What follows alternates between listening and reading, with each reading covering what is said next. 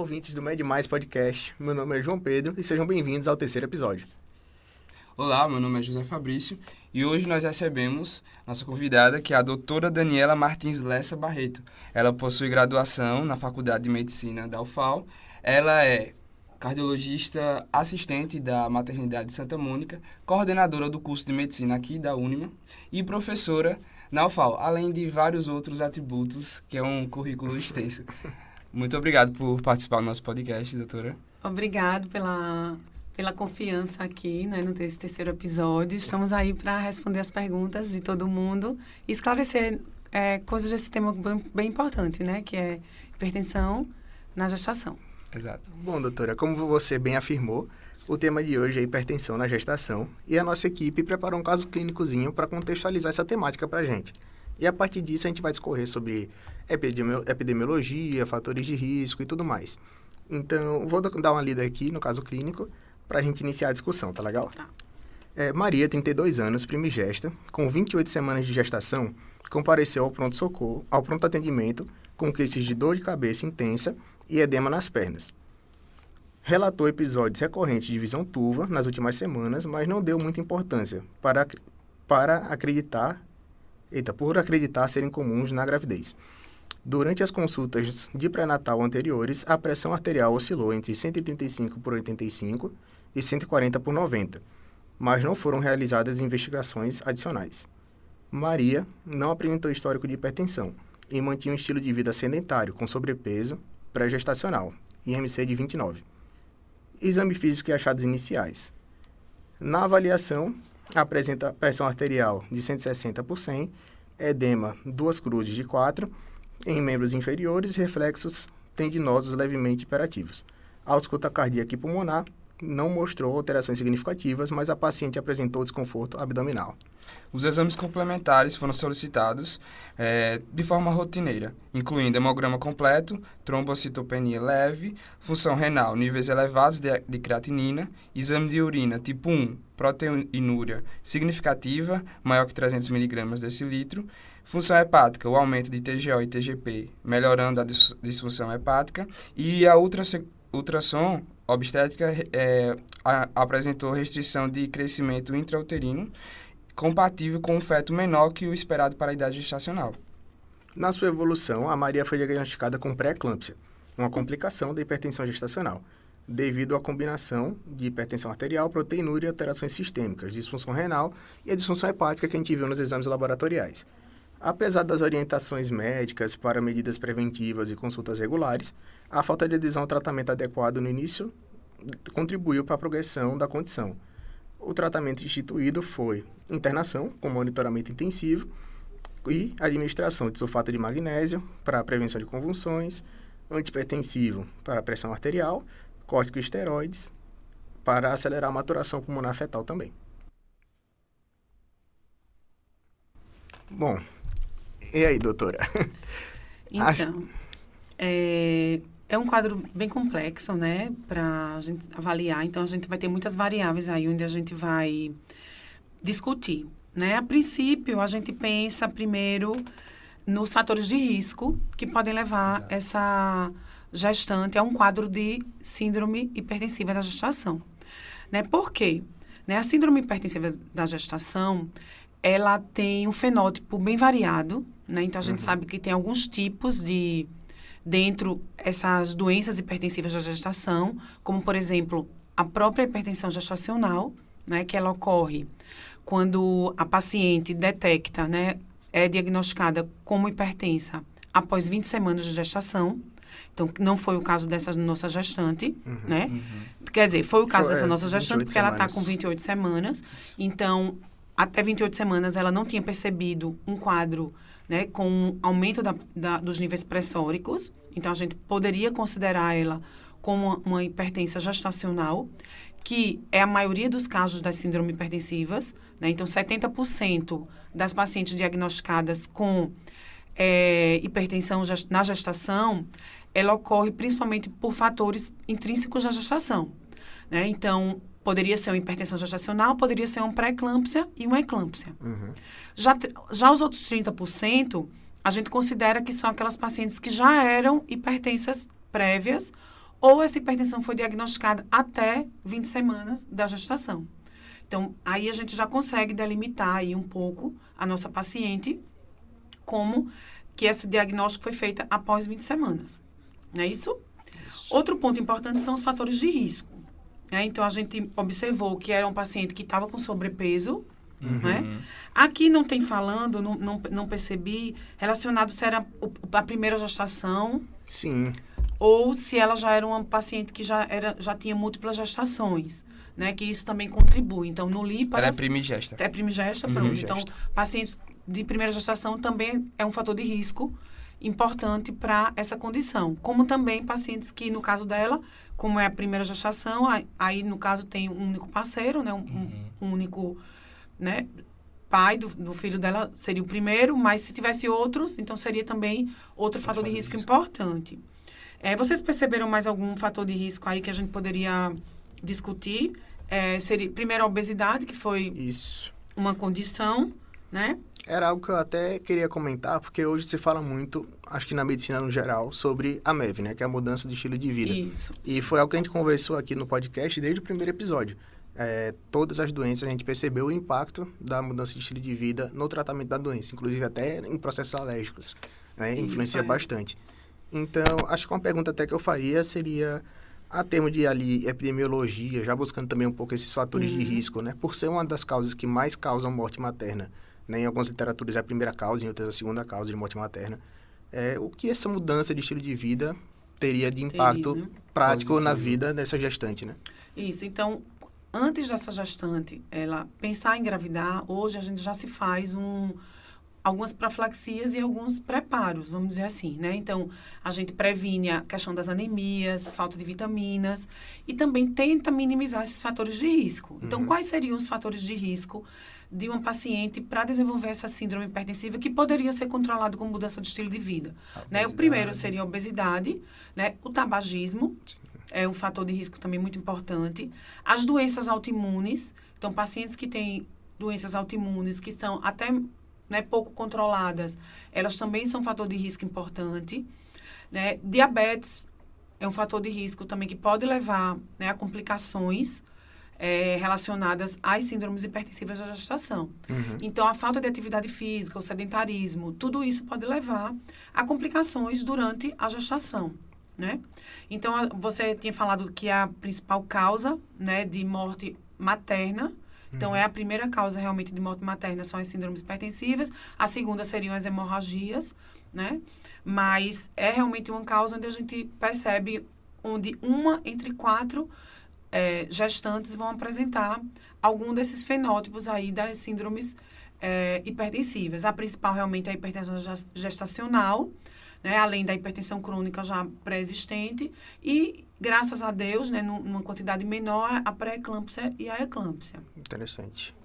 Que, inclusive, a gente pode remediar isso com o pré-natal, né? Já diagnosticando essa hipertensão crônica na gestante, a gente já começa o tratamento dali, né? Isso, já mantém o tratamento. Inclusive, é uma coisa também importante a se falar das medicações que essa gestante toma, né? Faz uso antes de engravidar, porque tem algumas que são teratogênicas para o feto. Então, se tem uma gestante nova, né, um paciente em idade fértil que esteja querendo engravidar, o ideal é que ela pergunte ao seu cardiologista se ela precisa trocar essa medicação antes de ficar grávida, porque aí já minimiza também esses fatores de alguma alteração, como, por exemplo, alguma malformação renal, diminuição do líquido amniótico, retardo do crescimento intrauterino. Então, tudo isso pode acontecer dependendo de algumas medicações antihipertensivas que ela possa estar tomando. Legal. Agora, doutora, sobre, assim, entrando um pouco na parte de diagnóstico mesmo, como a gente já entendeu um pouco da doença, suas classificações e possíveis complicações. Quando a gente vai ver a parte diagnóstica, prática mesmo assim, obviamente, hipertensão gestacional, diagnóstico é feito aferindo a pressão. Mas a gente viu que tem outras complicações, né? Como no sistema hepático, renal, no hemograma também tem alterações. É necessário todos esses exames laboratoriais ou é mais um acompanhamento de possíveis riscos? Como é que funciona para um médico, estudante de medicina, Isso. compreender essa complexidade? Diagnóstico e monitoramento. É bem importante essa pergunta, porque esse primeiro diagnóstico, essa primeira avaliação, elas são feitas na UBS. Né? E a gente sabe que muitos recém-formados, né, médicos, né, que já estão formados, eles vão trabalhar, né, em programas de saúde da família, no interior também. Então, isso é muito importante, esse rastreio. Né? Então, a primeira coisa que a gente tem que pensar é nesses fatores de risco, que a gente falou, né? Tem outros também relacionados à própria... Se teve uma história de pré-eclâmpsia na família, ou se ela já teve também alguma história de síndrome hipertensiva em gestações anteriores. Então, tem outros fatores também, de risco. Né? A própria idade, né? Então, acima de 35 anos, já tem um risco moderado também, né? E aí, a gente primeiro tem que fazer essa avaliação desses fatores de risco. Né? Conseguir o controle, tá ok. Então, a gente vai fazer o acompanhamento dessa gestante. Lembrando daquele ponto de corte das 20 semanas. Então, porque a partir, né, do segundo trimestre, a pressão começa a aumentar. Então, o primeiro trimestre, geralmente, tem uma diminuição dessa resistência vascular. E aí, a pressão tende a ou ficar normalizada, ou até, às vezes, tem gestantes que têm hipotensão. Já a partir de 24, 20 semanas, essa resistência começa a aumentar. E aí, por isso também que tem essa questão do aumento da pressão. O que a gente entra também na fisiopatologia da pré-eclâmpsia. Né? A gente sabe que a partir de 18 a 20 semanas, a gente tem uma migração dos citotrofoblastos relacionada àquela decídua para o miomέτrio e para as artérias uterinas. Então, isso é o normal. O que é que acontece? Quando tem essa migração, essas artérias, elas aumentam o calibre. E aí, o que é que acontece? Diminui a resistência e melhora o fluxo para o útero placentário, no caso. E aí, tem todo o desenrolar da gestação. Na pré-eclâmpsia, isso não ocorre. Então, uma paciente que apresenta essa restrição nessa descida, nessa migração, faz com que essa artéria ela não tenha essa frouxidão na musculatura da artéria, das artérias uterinas. E aí, o que é que acontece? A pressão ela fica mais elevada e as artérias elas vão ficar mais espiraladas. E com essa conformidade dessas artérias, diminui esse fluxo para a placenta. E aí, o que é que ocorre? Diminuição da restrição, do crescimento do bebê. Além disso, ocorre liberação de substâncias que são inflamatórias. E aí vai acontecer uma disfunção endotelial, né, por todo esse estresse oxidativo que está ocorrendo. E com isso vai causar as alterações renais que a gente vê, né? E vai acontecer também as coagulopatias, porque vai afetar os fatores de von Willebrand, né? Vai afetar algumas alterações que podem levar a essa disfunção, como, por exemplo, a própria proteinúria, que é uma coisa que a gente vê com mais frequência nessa questão da pré-eclâmpsia, né? Graças a Deus, as complicações, como, por exemplo, a síndrome HELP, que é essa questão da coagulopatia, os aumentos da transaminases que a gente viu no nosso caso aqui, né? E a hemólise, ela é assim, ocorre, mas assim, numa quantidade menor do que apenas a proteinúria. É uma complicação de menor frequência, vamos dizer assim. Entendi. Né? Agora, essas pacientes que apresentam aquela hipertensão crônica já prévia, ela tem mais chance de ter um prognóstico pior. Ela consegue desenvolver mais essa questão da síndrome HELP, da pré-eclâmpsia e da eclâmpsia. Entendeu? Sim. Então, essas pacientes que já são hipertensas, a gente tem que ter um cuidado maior. Então, por isso que no posto de saúde, quando ela faz o pré-natal, essa é uma paciente que a gente precisa realmente ter um cuidado maior, além de todas aquelas que a gente falou dos fatores de risco. Então, voltando para a questão da fisiopatologia, então, esse fator aí é o fator principal da ocorrência dessas complicações, que vão acontecer na pré-eclâmpsia, que algumas delas foram relatadas aqui no nosso caso, certo? Então, quando a gente pega uma paciente que tem todos esses fatores de risco, né?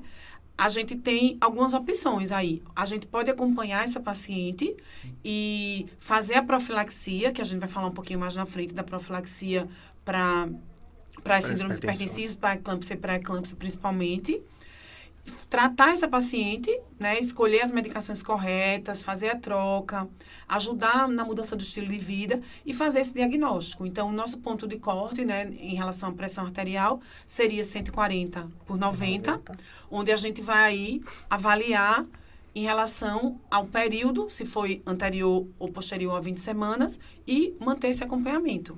Caso essa paciente apresente alguma alteração, né, além disso, que vocês não consigam controlar com medicação via oral, então eu oriento encaminhar para um serviço de gestação de alto risco, onde aqui no nosso estado a gente tem a Maternidade Santa Mônica, tem o Hospital Universitário e, mais recentemente, o Hospital da Cidade. Uhum. Então, são os 3 serviços onde a gente tem esses médicos especializados, não só cardiologistas, mas endocrinologistas, nefrologistas, que podem estar acompanhando aí essa gestante nesse momento.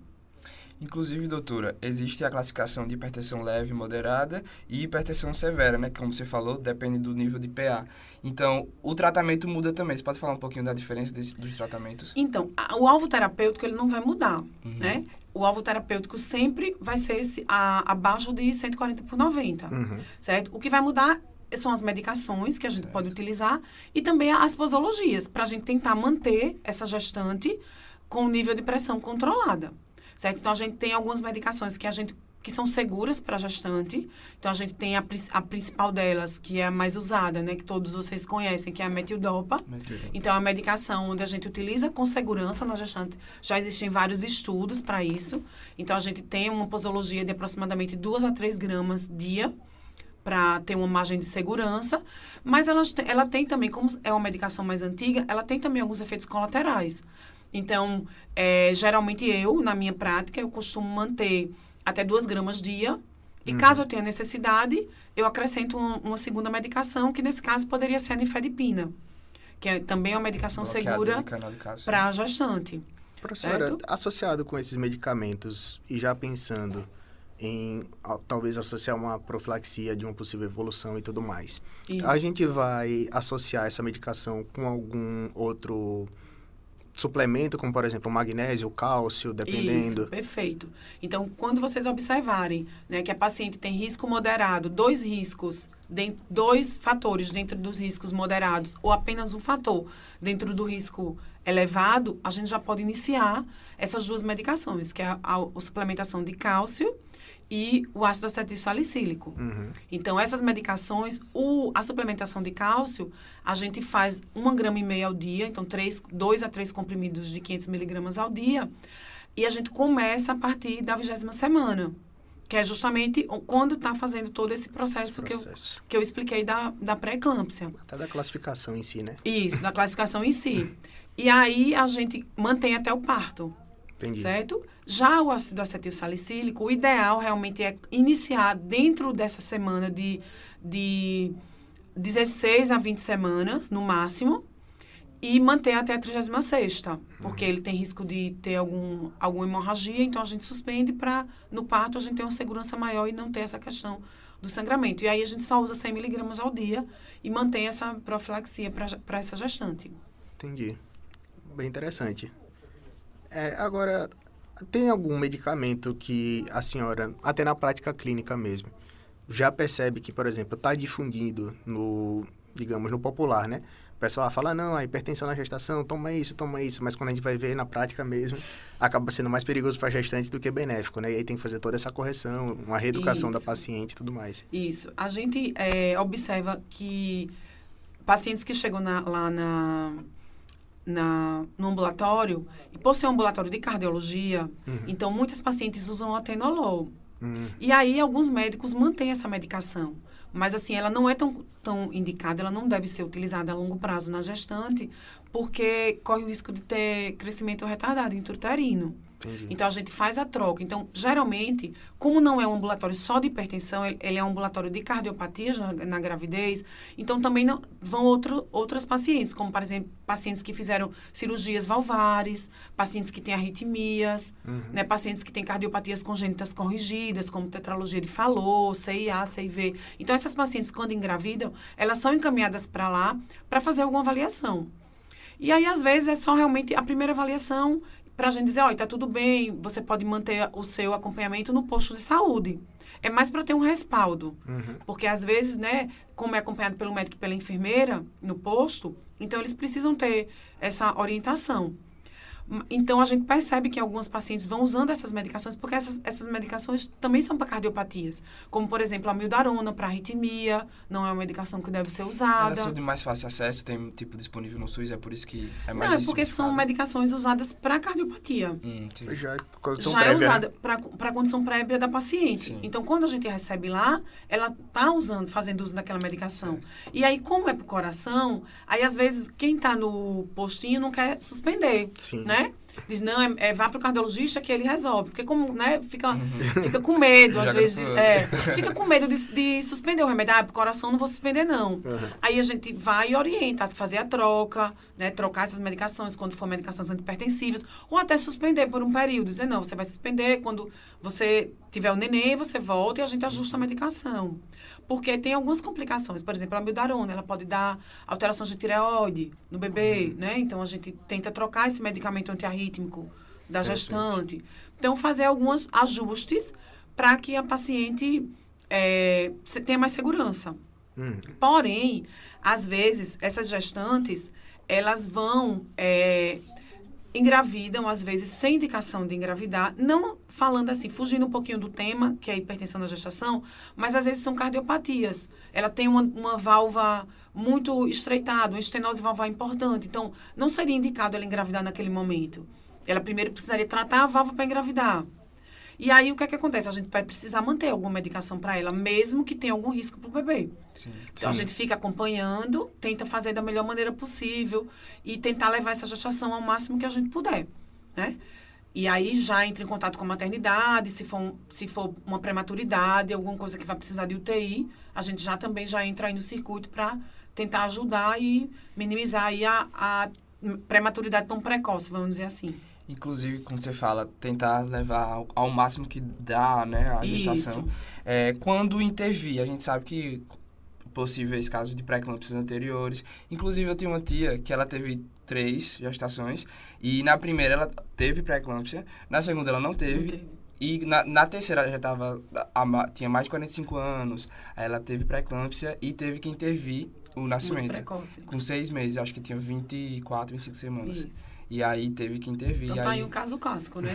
Teve uma pré-eclâmpsia prévia, tem uma idade mais avançada, tudo isso interfere, todos né? Os fatores do livro se e encaixam. também os maus hábitos, que ela também não fazia exercício, não se alimentava bem, então tudo eu acho que tudo isso vai, né, fazendo essa junção aí dos fatores de risco, né? E levando a essa prematuridade, que é um dos fatores mais comuns, assim, de complicações. Seria a prematuridade, né? Hemorragia, sangramentos, né? Então, e o retardo de crescimento intrauterino. Então, são os fatores de complicações, né? Mais... que fazem da fechar, vamos intervir aqui agora. Então, a intervenção, né? A gente tem as intervenções, por exemplo, mais precoces, onde a gente precisa interromper a gestação, né? Conversa com a paciente e diz, realmente, se você levar essa gestação mais à frente, você pode correr o risco de ser fatal, tanto para o bebê quanto para a mãe.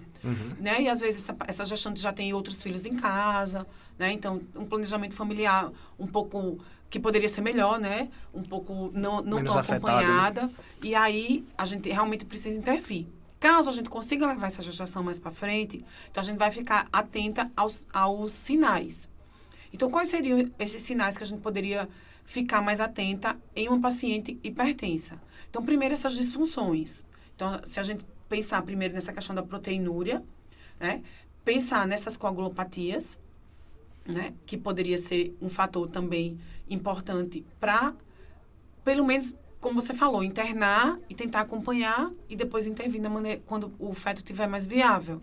Porque 28 semanas é muito cedo, como no nosso caso aqui. Sim. Né? Então, realmente, a gente precisa tratar e tentar acompanhar. Existem alguns exames, né, como a gente tinha até comentado no começo, quais são os exames que a gente, né, pediria para essa gestante. Então, existem alguns fatores que a gente sempre pede, geralmente, a princípio, com 24 semanas, que é quando essa fase, né, das 20 a 24 semanas. Então, quais são alguns rastreadores de um pior prognóstico? Então, a gente pensa, a primeira que seria a proteinúria, porque a gente vai fazer o diagnóstico da pré-eclâmpsia com a hipertensão e a proteinúria. Também a gente tem outro diagnóstico, que é hipertensão arterial crônica, que é aquela paciente que já é hipertensa antes das 20 semanas, sobreposta ou superajuntada. É quando ela é hipertensa crônica e começa a apresentar proteinúria. É como se fosse uma pré-eclâmpsia nessa gestante que já tinha hipertensão. Então, é outro fenótipo. E a própria eclâmpsia. Então, seriam esses os nossos 5 fenótipos, né? Que a gente poderia pensar. Que a eclâmpsia já apresenta convulsão. A eclâmpsia apresenta convulsão e o tratamento é a interrupção da gestação. Né? E antes disso, tem a pré-eclâmpsia, onde pode ser uma pré-eclâmpsia leve, onde a gente tem apenas a proteinúria e a gente consegue tentar levar essa gestação até 37 semanas. E tem aquela pré-eclâmpsia mais grave, onde a paciente apresenta uma iminência de eclâmpsia, que é onde ela tem, como você falou aqui, ela tem visão turva, às vezes dor epigástrica, sonolência, né, algumas alteração no coagulograma, elevação de ácido úrico, elevação de LDH. Então, tudo isso são fatores que remetem a um mau prognóstico. E aí a gente faz sulfatar a paciente para poder a gente, né, levar ela para uma cesariana, provável cesariana. Que são todas consequências da fisiopatologia que todas a gente abordou, né? Exatamente. Agora, Dani, assim, falando um pouco mais agora sobre essa evolução para a eclâmpsia, até inclusive para a síndrome de HELP. A partir de que momento, quais critérios diagnósticos o médico pode estar utilizando para associar na identificação desses casos? Porque a gente sabe que tem algumas alterações, né, de acordo com a FIGO, com a FEBRASO, que antes utilizava o edema como um critério diagnóstico. O edema saiu desse diagnóstico. E hoje é um sinal de alerta, né, não é mais de diagnóstico. O que a gente pode estar utilizando para auxiliar essa paciente? Esses que eu falei, eles são os mais importantes, que é o coagulograma, onde a gente vai avaliar a plaqueta, né? Porque é um ponto da síndrome HELP.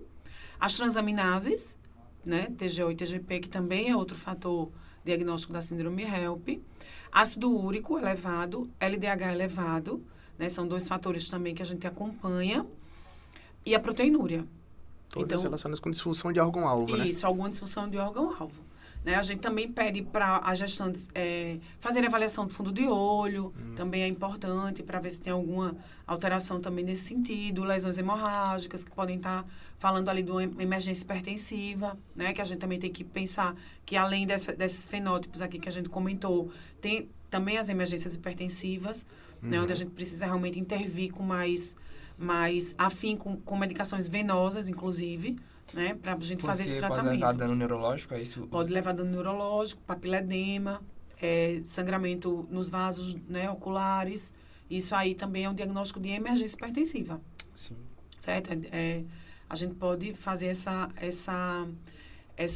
associação. E uma coisa importante também é o acompanhamento pós essa gestante. No puerpério. Porque no puerpério também pode apresentar a síndrome HELP, ela acontece principalmente entre após a 27ª, 37ª semana, mas pode ocorrer também no puerpério.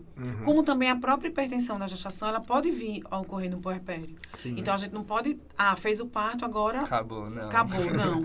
A gente tem que ficar acompanhando essa gestante, né, para avaliar até as medicações que ela estava usando, se a gente vai manter, se não vai manter. Porque muitas delas podem ficar hipertensa depois. Crônica, né? Crônica, entendeu?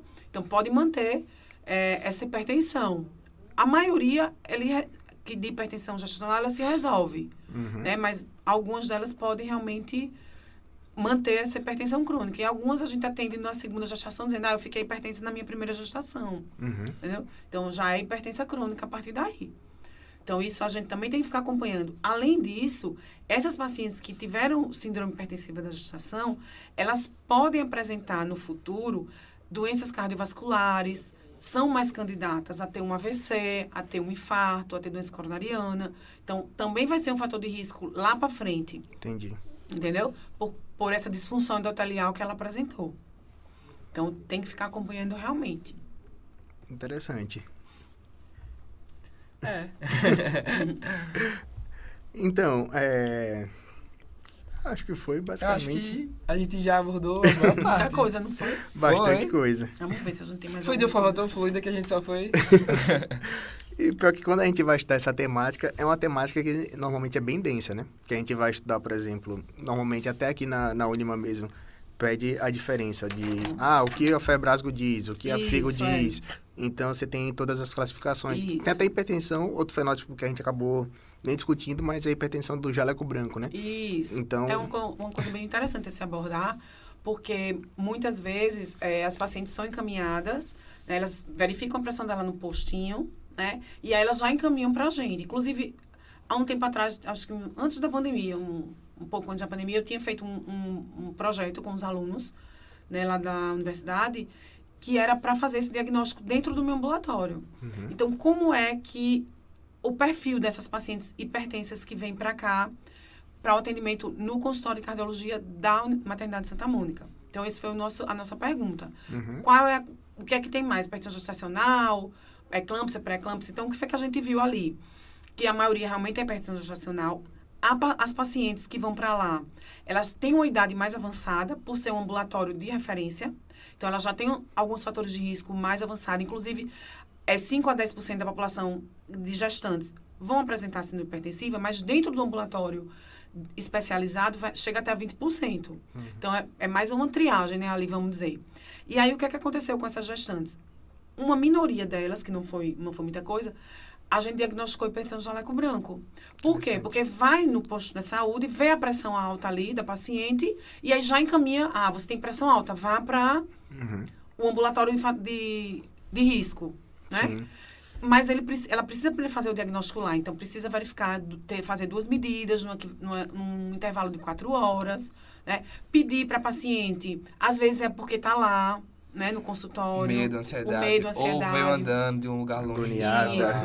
E aí não leva em consideração isso. Às vezes está com a bexiga cheia, vê todos aqueles fatores que a gente precisa ver, se tomou muito café antes e tal. E aí pede para ela ficar anotando em casa. Todo dia a senhora verifica e anota nesse papel. Daqui uma semana a senhora traz para mim, para a gente ver. Então, aí tem como avaliar, que é o que a gente chama MRPA, uma imitação, assim, do MRPA. Era isso que eu estava pensando. Mas a gente pode pedir um mapa para essa paciente, pode pedir um MRPA realmente como ele deve ser feito, 5 dias, né? As 3 medidas direitinho, com intervalo de 1 minuto cada uma, que é mais difícil para a gestante. Uhum. Mas se ela verificar todo dia e trazer para você vai ter uma ideia ali de como tá.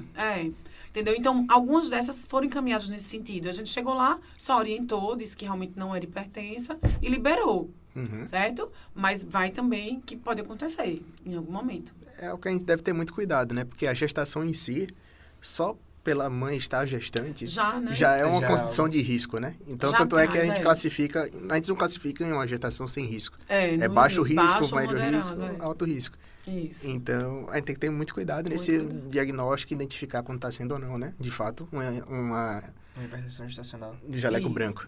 Jaleco também branco. E aí a gente, né? Às vezes os pacientes são mais ansiosas, né? Tem gestante que é mais tranquila, mas tem gestantes que são bem ansiosas.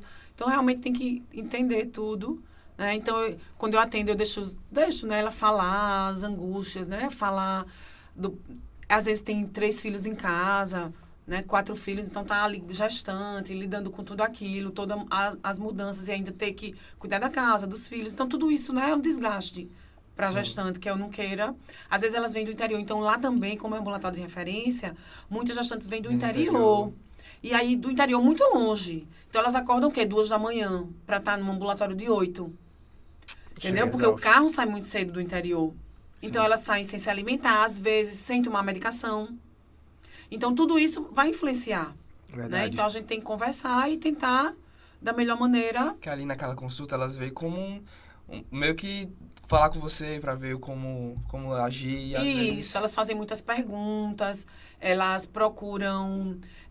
tirar mesmo as dúvidas. Sim. E também, também elas ficam perguntando assim, doutora, vai ser normal o cesáreo, né? Então, quando é que vai ser? Eu digo, olha, agora a gente não tem como saber. Tá muito cedo, né? A gente vai ficar ali acompanhando, não se preocupe, mas em qualquer sinal de que vai precisar fazer uma interrupção, a gente conversa, senta, interna. Então, para deixar ela mais tranquila, né? Porque eu só vejo, assim... Tem a rotina, então, mês a mês, quando vai chegando mais perto, 15 dias e semanalmente. Né? Vai intensificando as consultas. Então, vai intensificando as consultas, né? Dependendo do caso. Uhum. E aí, elas se sentem mais acolhidas também, né? Para o atendimento. Porque na medicina, o que a gente mais vê também é uma parte do relacionamento, né? Médico-paciente. Isso. Então, acho que até essa intensificação de consultas ali gera um laço de confiança, de proximidade entre o médico e a paciente. Verdade. Então, eu sempre procuro, né, esclarecer, tirar as dúvidas, porque às vezes são coisas tão particulares da cardiologia que realmente o médico generalista não tem como. não tem domínio, né? A enfermeira também não tem domínio. Então, às vezes, ali eu dou ela realmente ali para tirar essa dúvida, tirar essa angústia, tranquilizar, entendeu? Porque aí é bem interessante nesse sentido. E assim, elas são muito gratas, né? Porque às vezes é um momento único dela, né? Um momento que ela está esperando há muito tempo. Sim, é um marco. E, né, é um marco na vida dela e a gente tenta sempre ajudar. Então, elas realmente também são muito gratas em relação a isso, esse acompanhamento. Porque, né, ser mãe, né, às vezes o sonho tá ali e às vezes é interrompido por alguma complicação, alguma coisa, né? Então, é importante que o médico que esteja ali também trate aquele momento como um momento único na vida dela, né? Isso é importante também. Exatamente. No caso da nossa paciente, a gente viu que, devido à piora do quadro, teve que incluir aí teve alguns sinais, né? O médico teve que incluir uma cesariana de emergência, com 30 semanas de gestação. E aí, posterior a isso, o bebê nasceu com 1.200 gramas, necessitando do suporte de UTI neonatal. Então, diferente ali do cenário que a gente estava discutindo, né? De uma gestação tranquila, essa daqui foi para o completo oposto, né? Foi outro extremo. O bebê nasceu com 30 semanas, 1.200 gramas, suporte de UTI neonatal. A mãe também estava com uma classificação ali de 170 por 110. Então, já ultrapassou ali aquela margem de 140. Já é emergência hipertensiva, né? E aí, precisou fazer essa interrupção, manter o neném na UTI. Né? E depois ele passa, quando ele sai desse quadro dele, ele passa para um alojamento, né? Que é o alojamento canguru, que é bem interessante também, porque são os bebezinhos que têm baixo peso, mas eles estão bem hemodinamicamente, mas ainda não tem condição de alta. Então, ele fica com a mãe e o bebê ficam juntos, lá nesse ambulatório, né? Nessa enfermaria, bem interessante. E aí, às vezes, a gente vai fazer esse acompanhamento lá também, da mãe, né, no caso. Entendi. Professor, numa situação dessa, assim, o risco de morte, para ambos, tanto materna como do feto, é algo assim, quando o médico vai para uma cesariana dessa, é um alto risco? Tem como predizer? A cesárea, ela vai ser mais controlada ali, né? Porque vão ter todos aqueles fatores. O que vai fugir um pouco desse controle são essas questões inerentes da gestante. Como, por exemplo, essa questão do sangramento, por uma plaqueta muito baixa, né? Por causa da síndrome HELP, né? Essa questão dos níveis pressóricos muito altos. Então, ali, a cesariana em si, ela é o procedimento básico, padrão. Mas, assim, as complicações da gestante, né, é que vão levar essas alterações. 15%, né, pode vir a apresentar óbito nessas pacientes com eclâmpsia e pré-eclâmpsia. Da gestante e do bebê? Da gestante, 15% de mortalidade materna. Certo. Né? O bebê vai depender muito da idade gestacional. Né? Aí vai depender da idade gestacional, do suporte pós-parto. Porque, às vezes, não tem o suporte como, né, na maternidade de alto risco. Interior, né? Mesmo. Unidade dessa. Interior não tem. Não tem, né? Aí, assim, vai depender de todo esse entorno. Sim. Né? Mas a pré-eclâmpsia, a eclâmpsia, realmente, ela tem uma mortalidade bem mais alta, né? Para a mãe, no caso, né? Bom, eu acho que nesse episódio a gente conseguiu abordar aí acho que todos os fatores, né? Desde a epidemiologia, abordamos a fisiopatologia, a deficiência, né, da invasão trofoblástica, Isso. também a relação com a imunidade, né? Porque o feto, ele acaba sendo um órgão, um corpo estranho. Isso. É até estranho falar isso, né? Sou um pouco distante, mas é como a literatura traz. E, enfim, Daniela, gostaria de deixar um espaço agora para você dar suas impressões finais, talvez divulgar algum projeto, rede social. Isso. Primeiro, eu queria agradecer, né, o convite. A gente agradece. Que agradece. Foi ótimo. Agradecer. Eu gosto muito desse tema. Assim, eu trabalho na maternidade já há 15 anos. Eu sou formada em cardio, mas, assim, eu nunca antes desses 15 anos, eu não trabalhava com gestante. Então, eu fui para a maternidade porque o hospital que eu trabalhava, que era o hospital que era da Uncisal, que é o Hospital Zé Carneiro, fechou, que foi incorporado ao HGE. E aí, eu fui transportada para a maternidade.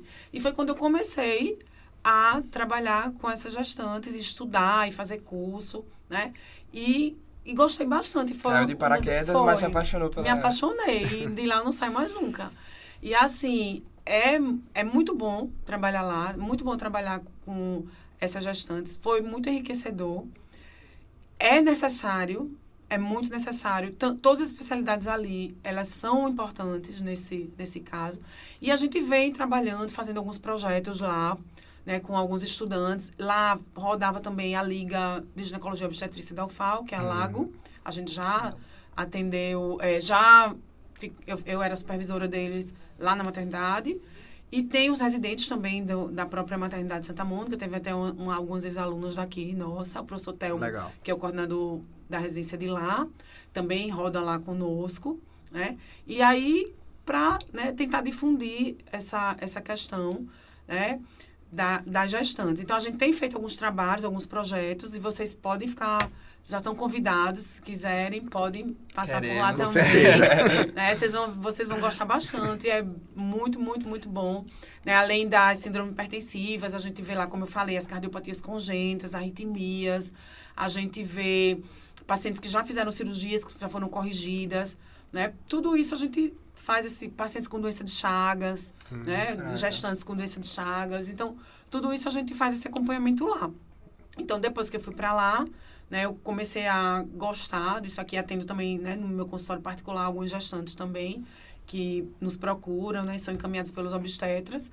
E aí, assim, é um prazer imenso estar aqui falando sobre esse tema. É um tema que é muito bom, mas às vezes a gente não trabalha tanto com ele fora. Não é tão divulgado. Né, tão pouco divulgado. Mas que hoje já tem, né, algumas sociedades, principalmente na cardiologia, tem a Sociedade da Mulher, né, a cardiologia da mulher, onde a gente trata a hipertensão na gestação, as doenças, né, da menopausa. Sim. A gente trabalha com arritmia na mulher, o infarto na mulher. Então, já tem essa sociedade que já vem trabalhando isso de cardiopatia e gravidez. Né? Tem alguns ícones aí no nosso país que só trabalham com isso e é bem interessante. Muito legal. Então, estou à disposição, quando vocês quiserem lá conhecer, né, fazer alguns trabalhos lá também. Vocês podem ficar à vontade, que vai ser muito bem-vindo. Já está marcado, né, não, já Fabrício? Está marcado. Então é isso. Espero que tenham gostado do episódio de hoje. Não esquece de curtir, comentar, se inscrever e mandar pro coleguinha, mandar para alguém que se interesse com o conteúdo, que também seja ou não da área da medicina, que eu acho que esse tema é para conhecimento geral, eu acho, da população como todo mundo conhece alguém, né, que passou, ou vai passar. Ou vai passar. Exatamente. E é isso, galera. Obrigado por assistir. Até o episódio 4. Tchau, tchau. Tchau, tchau.